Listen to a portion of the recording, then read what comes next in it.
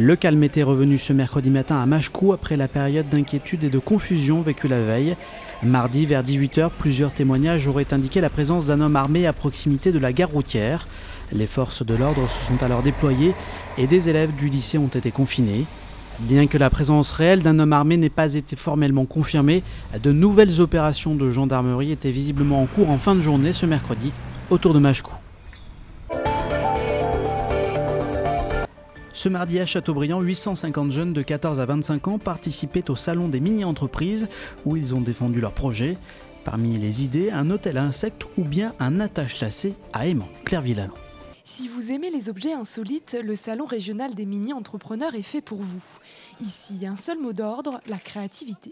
On est parti sur le compacteur de canettes. On a commencé par dessiner notre produit pour pouvoir se donner un aperçu visuel. On en a fait des plans en 3D. Pour pouvoir vraiment imaginer notre projet. Alors mon projet est une lampe entièrement faite avec des matériaux recyclés. Donc la boîte de conserve qui vient du sel fait de chez nous. Ces jeunes ont entre 14 et 25 ans et depuis le mois de septembre, ils sont devenus entrepreneurs. Un nouveau poste qu'ils ont pris très au sérieux. Ça m'a enseigné déjà le fait de jouer un petit peu au côté commercial, le fait de pouvoir présenter un projet. J'ai travaillé aussi sur la réalisation du logo. Ça m'a appris à partager des idées, le respect de chacun et de développer un produit jusqu'au bout, quoi. L'événement est organisé par l'association Entreprendre pour apprendre. Ils aident tout au long de l'année ces jeunes à monter leur première boîte comme de vrais professionnels. C'est vraiment une aventure économique qu'ils mènent et en laquelle ils croient réellement, puisqu'ils vont avoir des vrais clients, vrais produits. Ils vont vraiment commercialiser un produit ou un service. Ils vont avoir des vrais bénéfices et ils feront un don à une association en fin d'exercice. À l'issue de ce salon, 4 projets ont obtenu leur ticket pour la finale nationale. Elle aura lieu le 1er et le 2 juin à Paris. Qualifié lors de la dernière journée du championnat, l'Hermine de Nantes aborde avec sérénité son quart de finale de play-off, avec l'envie de poursuivre sur sa dynamique de fin de saison. Éric Egaud. C'est la 3e fois d'affilée que l'Hermine Nantes Atlantique se qualifie pour les playoffs de Pro B. 9e avant le dernier match de championnat, les joueurs de Jean-Baptiste Lecronier ont acquis leur qualification au forceps. Pour nous c'était important, pour les garçons c'était important. Les garçons sont des compétiteurs.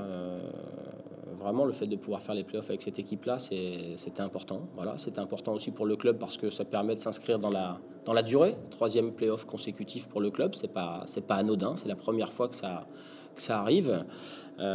Donc on y va d'abord dans un état d'esprit positif.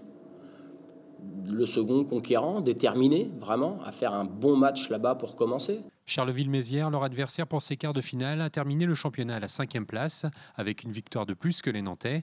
Lors de leurs 2 confrontations en saison régulière, chacune des 2 équipes a remporté un match. L'affrontement semble donc équilibré, même si l'adversaire de l'Hermine bénéficie de l'avantage du terrain. C'est un des éléments déterminants, puisque recevoir 2 fois de suite, c'est quand même pas anodin. Enfin, 2 fois dans une série de 3 matchs, c'est quand même vraiment pas anodin. Oui, les déplacements, oui, la fatigue à cette période-là de l'année, mais ça, c'est la même chose pour tout le monde, pour toutes les équipes qui sont engagées à ce stade de la compétition. Et maintenant, ce qu'il faut, c'est être performant. L'Hermine donne donc rendez-vous à ses supporters pour le match retour de ses quarts de finale à la salle Mangin-Beaulieu dimanche prochain à 18 h. Fin de parcours à Roland-Garros pour Gleb Sakharov. Le tennisman du SNUC a été battu en 2-7 par le grec Tsitsipas. Gleb Sakharov ne verra donc pas le tableau final du tournoi parisien. Ils sont arrivés à Nantes l'été dernier, elle joue au NLA, lui au HBC Nantes. Adrien Godet a proposé un petit quiz Made in France au couple de handballeurs allemands Isabelle et Dominique Klein.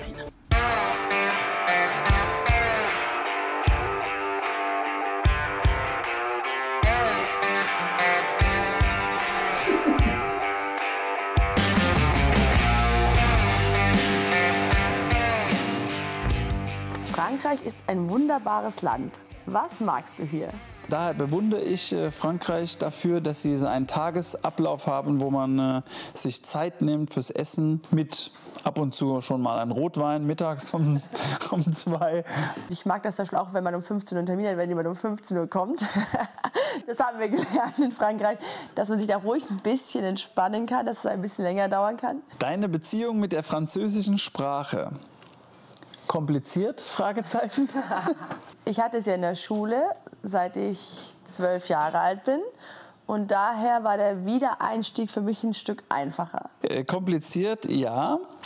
Ich habe angefangen bei Leçon Zero. Probiere ich zweimal die Woche mit einer Privatlehrerin die französische Sprache zu lernen. Ich bin keine gute Lehrerin, relativ ungeduldig. Ist Nantes eine schöne Stadt für eine Familie?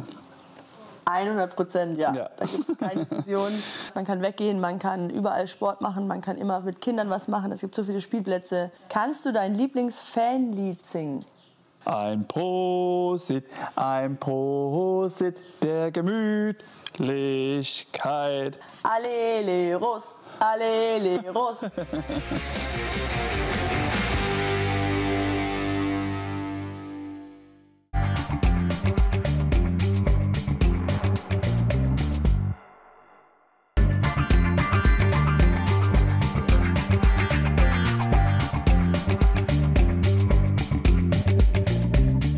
C'est un dispositif qui permet à des élèves qui ont arrêté leur scolarité avant d'avoir le diplôme de reprendre leur projet pour obtenir un diplôme, donc le baccalauréat. Le lycée de la Collinière, il y avait une opportunité, puisque l'ouverture du lycée de Terquefou va nous permettre de diminuer un petit peu nos effectifs, et que c'était l'occasion d'accueillir ce dispositif qui, à terme, pourra quand même accueillir un certain nombre d'élèves. L'année prochaine, on compte 30, peut-être qu'à terme, on sera 50, 60.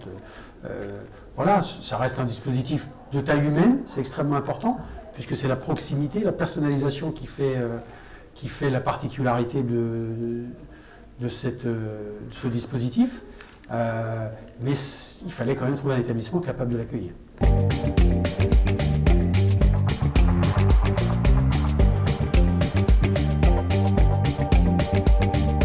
Le profil qu'on cible, c'est des élèves qui ont entre 19-20 ans jusqu'à 25 ans, voire 26, mais c'est quand même plutôt 18-25 ans, qui ont quitté le système scolaire depuis au minimum 6 mois, souvent 1 an, voire plus. Et puis, c'est des élèves qui ont échoué au moins 2 fois au baccalauréat. Donc ça peut être des élèves qui ont arrêté leur projet en seconde, ça peut être des élèves qui l'ont passé 1 fois, qui ont redoublé, qui ont arrêté, qui ont travaillé. Donc c'est vraiment des gens qui se sont éloignés, on va dire, du système scolaire, qu'on essaye de faire revenir pour reprendre des études en fait.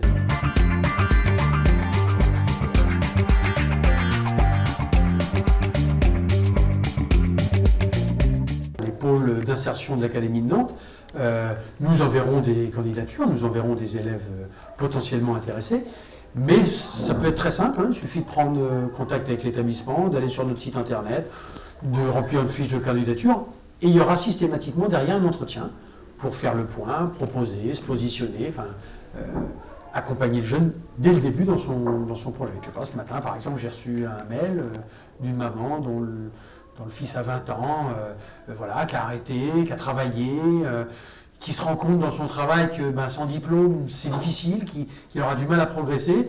On sent qu'elle a envie que son fils reprenne des études. Alors après, nous, il faut rencontrer le fils pour voir si la motivation est là, si l'envie est là, etc.